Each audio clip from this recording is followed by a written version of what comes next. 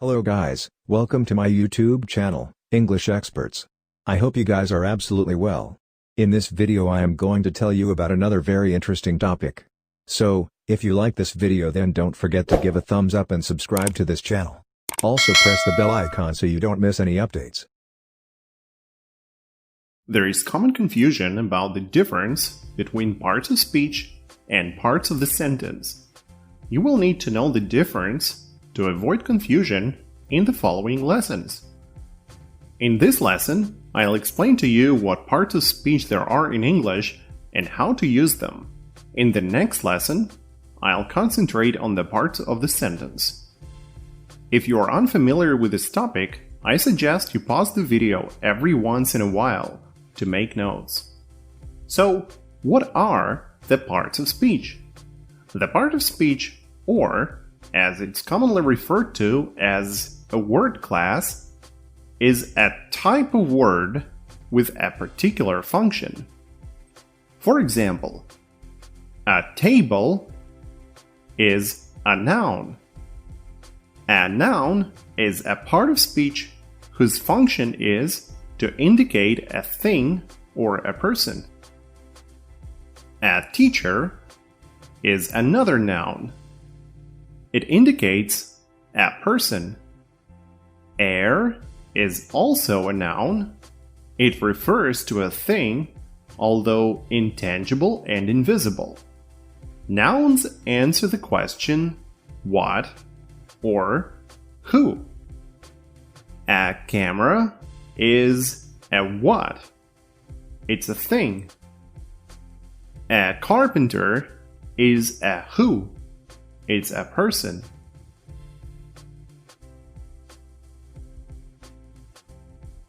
To learn is a verb.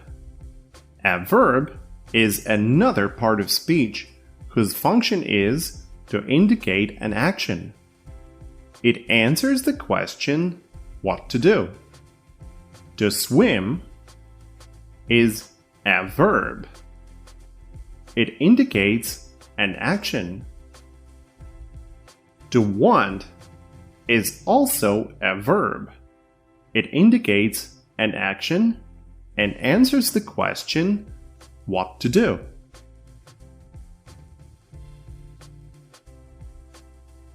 The word beautiful is an adjective. An adjective is a part of speech whose function is to show an attribute of a noun. By attribute of a noun, I mean its size, color, taste, form, location, age, purpose, origin, and so on. In other words, it's any word which describes a noun. For example, big. This is a big chair. The word big is an adjective. It describes the size of the noun chair. It's a red car. The word red is an adjective which describes the color of the noun car. This cake is delicious.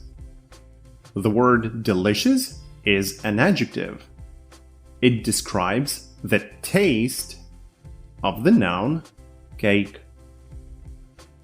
Let's move on to the next one. The word quickly is an adverb. Adverb is a part of speech which modifies the meaning of a verb, an adjective, or an adverb. It answers the question how. For example, he drives quickly. The word quickly is an adverb. It modifies the verb drive. How does he drive? He drives quickly. He really likes to drink coffee in the morning. Really is an adverb. It modifies the verb like. How does he like to drink coffee? He really likes to drink coffee. She is often late for work. Often is an adverb. It modifies the adjective late. She is often late for work. How often is she late for work? She is often late for work. I am very tired. The word very is an adverb. It modifies the adjective tired. How tired am I? I am very tired. He speaks extremely fast. I can't understand him. The word fast is an adverb, which describes a verb speak. And the word extremely is also an adverb, which modifies the adverb fast. How fast does he speak? Extremely fast. Another part of speech is a pronoun. A pronoun's function is to replace a noun. For example, I told John that I couldn't help him. Him replaces John. I changed John into him in order not to repeat the same name many times. I don't like this laptop because it crashes all the time. As you might have guessed, it is a pronoun. I used it to replace the noun laptop. Jill said that she didn't scratch the car. She is a pronoun. It replaces Jill. In order not to repeat the name Jill, although a beautiful one, we cover it with the pronoun she. The most common pronouns are I, you, he, she, it, we, they, what, this, that, these, those. There are other variations which we will talk about in details in the following lessons. Okay, moving on to the next part of speech, preposition.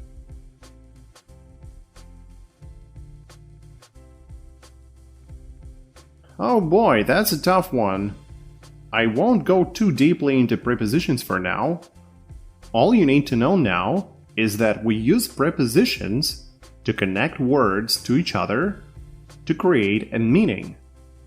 The most common prepositions are in, on, of, at, to, under, over, before, after. You probably think that since your language has prepositions too, it shouldn't be too hard for you, right? Oh, I hate to break the news to you, but although I guess all languages have prepositions, including your native language, the ways they work in each language are entirely different. So pay very close attention to the way native speakers use them and learn prepositions from them. Okay, the next part of speech is conjunction. The function of conjunctions is to sort of glue together words, phrases, and clauses. For example, my car has broken down and I don't know what to do. The word and is a conjunction. It joins two clauses. My car has broken down and I don't know what to do. Without this conjunction, those are separate sentences. Conjunction and glues them together. Another example. She swears the car was scratched before she drove it, but I don't believe her. The word but is a conjunction. It joins two clauses. She swears the car was scratched before she drove it. And I don't believe her. There are several types of conjunctions, which we will cover in the later videos. Okay, to conclude, parts of speech are words that have a standalone function. The function could be to describe actions, to join clauses, to describe objects, to show their attributes like size, shape, taste, or location. In the next lesson, I'll tell you about parts of the sentence, so stay tuned.